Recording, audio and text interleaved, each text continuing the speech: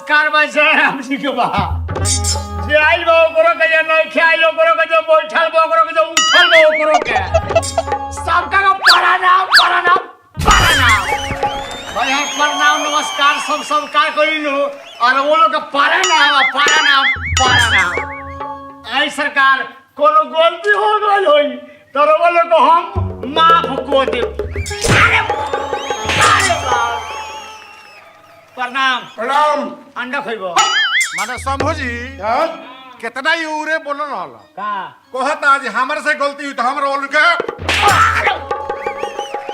नहीं अरे तोरा माँ रे बेहुदा का मारे तोरा से गलती हुई तो उ सब माफ कर दी ना हमारे से गलती हो तो उ सब हमारे उ सब माफ कर दी आई सरकार हाला कलो कोनो स्वाद भेटाई ना ये सब बड़ी मजा से ई प्रोग्राम देखे के मिलेला हिलात डोलात आ गियोर फंसा के आई अब तनी तेल खातिर माजली गंगा कैसेट के माध्यम से कमला भारती के नाच प्रोग्राम के कच्चा कोच प्रणाम राम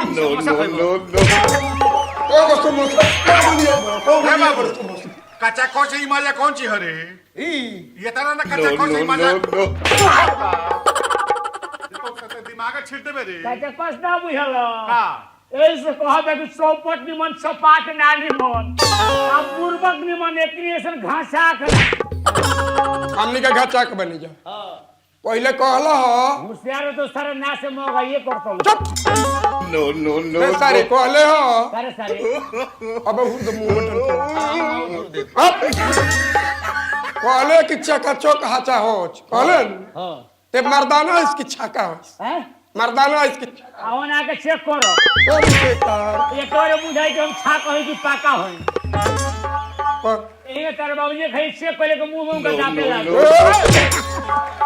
हमारा सब बतिया बाबूजी के छोड़ दे प्रणाम राम समोसा खा आई सरकार हाला कलो कोनो स्वाद भेटाई ना मिली ना आई अब रहो समय के सेवा में 2-4 को प्रोग्राम हमारे फेल करे के बा फेल करे के बा फेल करे के बा कि पेश करे के बा पेश करना फेर बता फेर आई छाका ए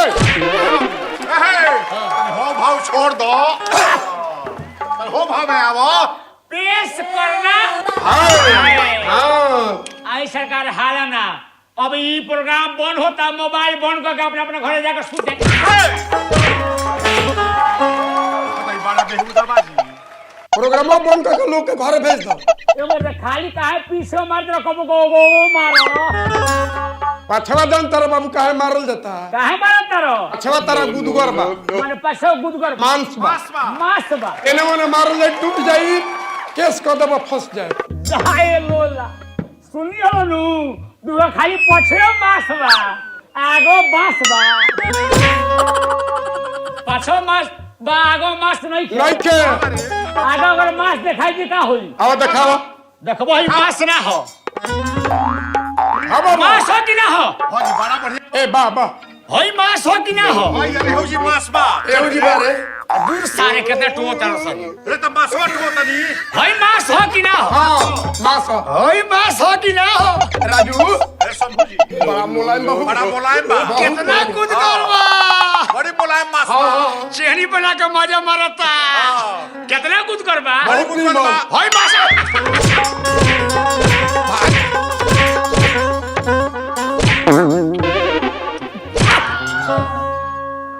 अरे तू नहीं का हो कहां हाथ बढ़ावले हो ई मांस ना हो ओ जे मास के ओ मास के कोई काम नहीं दुका खाली पछे मांस हो लागे मांस ना एक बार देखे में गरमा गइल लो रह दे और ई मांस देख बोलो काजी माने बड़का रहो होशियार बन गए चल गनी हम मास देखे जानी देखी कौन कहे जे तू छोड़ देला हो ए राजू बाबू काजी मांस एगो पठू मरले रहनी कालो फसनोरी अच्छा आ दिन पर त बियत है हां यही साजू मार देनी हो हां मांस सब बेचा गइल बा हां ह तो गुर्दा में लेके बोलो बाबू रे गुर्दा उदे दे जकरा दांत नहीं खे पूछबे ले बेदांत वाला का पूछ ले लो ना तो हम मास्टर लोग केसुआ बजाओ चले हां उनकरा के दे दो दोनों भाई नोच के खा गाली का कोई सरकार हंस से हंस खातिया को बीच आई बनी गंगा केसर के माध्यम से हमारे से कोनो गलती हुई तो हम रोलो के माफ करो फिर बाबूती को तो हम रोलो इनका माफ कर रोलो हमरा के माफ कर उ सब हां क्या कहू आ जाओ तो 12 लव हो दो एकरा 50 जतनी आराम से बोल आ सही भाई हेकरा के जब देखो तनी होई है ना भाई कहा तू एही नशो में बड़ो नाचे में बानी कमला भारती के नाच में बड़ो हाँ बाबू आ गंगा कैसे प्रोग्राम कराई बड़ो प्रोग्राम करे आई बारी हमार सरवरी कहा रे ये बुझा तो रावण खानदान का लड़का हो बोलबे उरे ना केकरा के तारा के अरे खियावल घर के बड़े तार को ना धनी हो ये सारे के पेट बुझा था कि हाड़ी हो बोलबे उरे आ नाक बुझा था कि बाड़ी हो बाबू रे हाँ। इतना ना मार देबे सफा बकहिया हो जेबी अबे हम मार दे तो सफा गाधा हो जाइबो मारे बे ना नो नो नो जाई जाई। जाई प्रणाम ओइला के बोल लगे हतो नहीं आई सरकार कहले कि कुर बनाओ छूट गई हाँ कुर बनाओ छूट गई पंपी सेट का भैया से पहिला से भाई होई पुरान बात और वो सब ध्यान देकर सुन अच्छा रोज सबके लगे पहुंचता है गंगा के सेट के माध्यम से हाँ बोल कुर बनाओ छूट गई पंपी सेट के भैया से अच्छा नदी नाला के इज्जत गई पाइप के हो हो गई गइला से कुर बनाओ छूट गई पंपी सेट के भैया से नदी नाला के इज्जत गई पाइप के हो हो गई गइला से ए भाई का हो नेता लोग में मार भइल अच्छा नेता लोग में मार भइल कुर्सी के हो गइला से हो गइला से देखिए बोलते में कितने लोग हंसता कुर्सी के बात पर अच्छा सब केहू जानता हाँ, हाँ। कि कुर्सी खातिर मार होता होता। आ कुर्सी खातिर लालच देकर वोट का वो तोड़ लिया था हाँ आ गरीब को उलट के फेंक दिया जाता नेता लोग में मार भइल अच्छा कुर्सी के हो गइला से हाँ। सामने हरारू लो शहर सिवाय घूमे अच्छा मरद के औरत गोइला से ओकनी ले तो छापते ही करते रे बाबू का मेरा रू मेहरारू ने शहर सिवान घूमे लागल मरद के औरत गोइला से अच्छा आ क्यारी क्यारी खेत हो गई हाँ क्यारी क्यारी खेत हो गई हाँ जनसंख्या के भइला से गइला से आ भाई भाई में पीटा पीटी मार भइल का कहती विदेश के मोटका रुपया होइला से ए भाई का हो हमरी देहात में बड़ी बौर बीमारी फैलल बा हो का बोल लो जगह तारे का तनी बताओ सब बियाह हो जाता हाँ चाहे भाई जेठ लोग अच्छा। चाहे माई बाप लोग हाँ। बेटा का शादी कर देता लोग हाँ तू बेटा जब विदेश कमाए जाता रहे अच्छा उन्हें से कमा के जब पहिल का तनख्वाह भेजता रहे हाँ तेने मौगी घर के मालिक हो जाता रही सो का कहते रही सो का पहिल का तनख्वाह आवत कही अच्छा तेने घर के मेहरी के मिजाज बदलत कही हाँ जान तेरी अपना सासू से का कहते रही सो का कहते रही सो ये रान हो अच्छा हाँ सास जी का मैंने राणो राणो राणो हाँ राणो राणो ए राणो हाँ फिर हुआ तुम यहीं पर रहो अच्छा। मैं मार्केट जाऊंगी बाहर सामान बा सामान हम आई कोई लगन छाबे कर अपना बाबूजी को भेज देखोगी कोले वक्त ये सरकार अब भाई। भाई डेरा जाता लो अच्छा। कि जहाँ एक से झगड़ा कोनी सो हाँ। हम बनी पुरानी है हाँ। ई भी है जवान अच्छा, अच्छा। हिरो से ढाई के गाछी आ दे तो मेरे से घर पोतोहियन के मुंह से चल लगा जाता है मालिक हो जाता रही सब यही से कहे के बा अच्छा बीड़ी से बीड़ी धराते चलो अरे बीड़ी से बीड़ी धराते चलो का कहती अरे बीड़ी से बीड़ी धराते चलो माचिस का पैसा बचाते चलो जिया जिया माचिस का पैसा बचाते चलो रोड पर जो मिले टूटी बीड़ी रोड पर जो मिले टूटी बीड़ी नजरे उठा के बचाते चलो माचिस का पैसा बचाते चलो ये माल जियो दुनिया में चाहे घूमो जा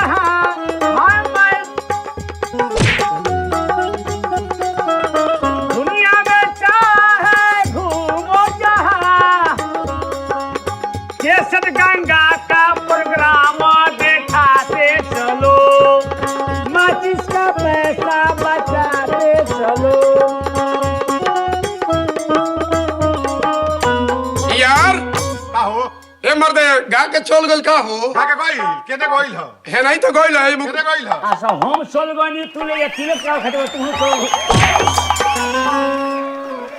का हो समझी बोला का कहबे तना नहीं लो बर्धु भाई मत पूछो अच्छा एकरा बाद भेटा जे तना ना मार मारे बेकरा के साफ लागी का धारा बीगे चलो आओ। अरे साहब एक छोटा सा जोक्स और है। देखिए हर गांव का नौजवान चाहता है कि हम लोग कुछ ऐसा काम करें ताकि हमारे गांव का नाम ऊंचा हो। ऐसे ही एक गांव में कुछ नौजवान इकट्ठा हुए और एक कमेटी बना लिए। जब कमेटी बन गई तो कमेटी में तय हुआ कि अब किस साल अपने गांव में हम लोग मेला लगवाएंगे और मेले में हम लोग रामलीला भी करवाएंगे। गांव में मेला लग गया, रामलीला शुरू हो गया और जिस दिन रावण वध का दिन था उस दिन अचानक रावण बनने वाला बीमार पड़ गया है। कमेटी वाले कहते हैं भैया आज रावण वध है, कौन रावण बनेगा? कहते चलते हैं देखते हैं बाजार में कोई मिल जाएगा लाख हम लोग रावण बना खड़ा कर देंगे। गए कमेटी वाले घूमते घूमते क्या देख रहे हैं कि मोटा तगड़ा हलवाई लड्डू बाज रहा था। कमेटी वाले कहते हाँ ये आदमी रावण बनने के लायक ठीक है। जाकर पूछते हैं भैया तुम दिन भर में कितना कमा लेते हो? हलवाई कहता क्या कमाते हैं भैया, महंगाई के जमाना है, 25-50 फायदा हो जाता है। कमेटी वाले कहते हैं तुमको मात्र आधे घंटे के 400 देंगे तो काम करोगे? हलवाई कहता कौन काम है भैया? कमेटी वाले कहते काम कुछ नहीं है, तुमको रावण बनना है, मर जाना है, इतना ही काम हम तैयार है। 200 एडवांस दे दिए, 200 बकाया लगा दिए, कहे आना हम तुमको रामलीला मैदान में दे देंगे। हलवाई दुकान बंद किया, पहुंच गया रामलीला मैदान में। और जब रावण बनने के लिए श्रृंगार में गया तो एक कलाकार कहता कहाँ आए हो भैया? हलवाई के हम तो रावण बने आए हैं। कलाकार कहता पैसा मिल गया है? हाँ। हलवाई कहता 200 मिला है, 200 बाकी है। कमेटी वाले कहते देखो बेईमान होते हैं सब, काम करा लेंगे पैसा भी नहीं देंगे, ये बात है हम रावण बनबे नहीं करेंगे। बैठे श्रृंगार में बीड़ी पीने लगा, उधर मैदान में जय श्री राम का नारा बुलंद, रावण कहीं पते नहीं। कमेटी वाले आते हैं, भाग कर श्रृंगार में देखते हैं तो बैठे पीढ़ी पे। कमेटी वाले कहते हैं अरे यार जल्दी बोलो यार तुमको मरने का समय आ गया। भैया हमारे बकाया 200 दे दो। अरे हमारे बाप हम दे देंगे, तुम जल्दी बोलो यार तुमको मरने का समय आ गया। ना भैया बकाया हमारे 200 दे दो। बगल में दरोगा जी बैठ के देख रहे थे रामलीला। कमेटी वाले कहते हैं साहब जरा इसको समझाइए रावण बन जाए, हम लोग पैसा दे देंगे। दरोगा जी समझाते हैं और जब वो नहीं मानता है तो दरोगा जी कैसे फटकारते हैं और कैसे तैयार होता है। दरोगा जी कहते हैं अच्छा बन जाओ भाई, तुमको पैसा मिल जाएगा। ना साहब पहले पैसेवा दिया दी। अरे हम दिलाएंगे तो बनो सही। ना साहब पहले पैसेवा दिया दी। अरे बनो यार हम दिलाएंगे पैसा। ना साहब पैसेवा दिया दी। अरे बन जा। ना बन बनत है सरकार। रावण बनने बैठ गया, उसके दिमाग में आइडिया आया कि हम रावण बन के जाएंगे, राम कितना हो तीर मारेंगे, हम मरबे नहीं करेंगे। रावण बन गया, मैदान में गया। राम जी कहते हैं ए रावण सीता को वापस करो नहीं तो हमसे युद्ध करो। रावण कहता है राम सीता भी जाओ, युद्ध भी नहीं करेंगे, हमारा बकाया पर 200 दिलवा दो। राम जी कहते नहीं बोलना है, हमें खाली 200 याद है। हनुमान जी आते हैं रावणवा अरे तू कहने मरता है रे? रावण कहते हैं हनुमान पोछ पकड़ के पटकेंगे, लंका के बाहर गिरोगे, जाकर कहो जब तक 200 देंगे मरबे नहीं करेंगे। हनुमान जी गए कमेटी में, कहते हैं भैया आप लोग किसको बनाए? रावण तो मर ही नहीं रहा है, क्या कह रहा है? 200 बकाया मांग रहा है। बेचारा कमेटी वाले गांव में चंदा इकट्ठा किए थे, 10-20-50 जोड़ के 200 दिया हनुमान जी को कि जल्दी उसको दीजिए मर जाए। हनुमान जी जब लेकर चले 10 रुपया निकाल के जेब में रख लिए। 190 रावण के हाथ में थमा दिए। रुपया हाथ में गया, अभी राम तीर भी नहीं चला है कि रावण पहले ही मर गया। उधर लोग कहते हैं जय श्री राम जय श्री राम जय श्री राम जय श्री राम। नीचे रावण कहता है 100, 125, 135, 40, 75, 80, 190। ए भाई 10 रुपये कम बका हो। थोड़ा कमेटी वाले बेईमानी किया है, 10 रुपये कम है, मर्द जिंदा खड़े हैं। क्या बताए भैया, जैसन वह परिवार मिलल बा, हमार परिवार से हमार दकदम फूट गई बा। आज बिहाने कनी हो तनी बनावा खाए जाओ प्रोग्राम में, हाँ हम जागिए झोंका। ऐसा मूड हमारा खराब भइल बा, ए मार साहब देखनी हमर यरवा के अरे यारवा के हाँ हो गल पूना न आइल बड़े आई बा हाँ। ए संदीप संदीप रे ए हाँ!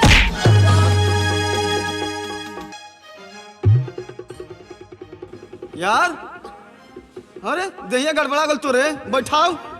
अरे सरवा मुंह फुटला से बच गई सुने बहरा गेल हाँ बाहर तक गई नहीं है यार। आ खूब पैसा कमैले होबे बहुत सारा खूब मौज मस्ती कैले होबे रे तोर दिमाग माथा में घुस गइल बा। काहे अरे हम बाहर नहीं हाँ पैसा कमात नहीं हाँ तो जब मौज मस्ती में रहनी है तो मौज मस्ती में रहनी है। हाँ हाँ मौज मस्ती में है। एगो हम बात सुनिए यार का यार तोरली मौगी बीमार न हाँ यार मेहरारुए के वजह से न बाहर से भाग के आवे पड़ल है। अब निरोधे बिया न कहाँ से आ गए हमार दिमाग छीटे पहले बता। काहे रे ओकरा के दाव बीरो इलाज करो नहीं तो निरोगे भी है कि निरोधे भी है रे। हाँ निरोगे हमारा माथा काम नहीं करता। काहे यार चल चले के देवरिया देवरिया हाँ का करे आज कोनो फिल्म दिखाओ हमके। फिल्म देखे के मन करता हाँ। ए यार ते जो देख आओ हम परसौआ के देख के आ गइल बानी। हैं? अरे भोजपुरी फिल्म चलता निरहुआ के रे आशा टाकीज में। अरे गीतियों निमन निमन बा मार धार भरपूर बा। कौन फिल्म है कौन फिल्म है हाँ? आवा चाटो। करे आवा चाटो हाँ मार के मुंह फोड़ दे तार में चाटो तुमके फिल्म ना बतेबा तू ते हम तोरे का चाटे कहतनी। केकरा कहले फिल्मवा के नाम आवा चाटो। आवा चाटो फिल्मों के नाम। हाँ अरे कोनो बढ़िया भाई आवा चाटो के पूछी का देखला ना ना हम कब आवा चाटो मार। अब तोर बात हम समझ गए यानी निरहु भाई के फिल्म ना देखे ले ना। खेसारी भैया के देखे ले हाँ खेसरिया भाई के देखिल हम देखे ले हाँ।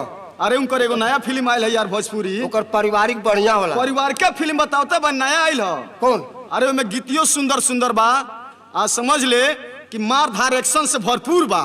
हाँ कौन फिल्म हुआ निवरा हम बताई कौन देखबे ई देखबे कि आवा चाटा देखबे। निहुरा हम बताई हाँ ता बहुत बेहुदा बाड़ी तेरे का बेहुदा बन रे हम निहुरा तो हमको फिल्म ना बतेबे। अब तो अच्छा रे ते ही बता हम तोरा के निहुरा के चाटे को है। ये कुछ फिल्म बताओ तेरे हे, जब फिल्म का नाम हो सकता सटल तो गइल भैंसिया पानी में गोबर सिंह लतखोर जब भी कुली नाम हो सकता तो हम जो नाम रखो तनी उन्हें क्या हो सका ये सरवन के नाम नहीं मिलो नाम मिली तो ये कुली फिल्म का नाम रखाई। ना कोनो बढ़िया बताओ बढ़िया फिल्म देखे के बता हिंदी फिल्म देख। हिंदी हाँ और नंदन टाकीज में चलता जाना फिल्मों में गीतिया बा टिंकू जिया ठीक हम एमल जो बापे पुत्र तीनों बनो कुल यमला पगला दीवाना फिल्म का नाम। हाँ ये का टाइम होता है टाइम तोरा बता देते रुक जो टाइम हो गइल बा 7:15। सारा फोन हो गई हाँ टिकट मिल जाई रोड धक्का जेबे तो ना मिली। हाँ है मैं तीरे भाटी शॉर्टकट चल हो जाए छोड़ दी। रामपुर का बासी हूँ मैं लक्ष्मण मेरा नाम सीधी साधी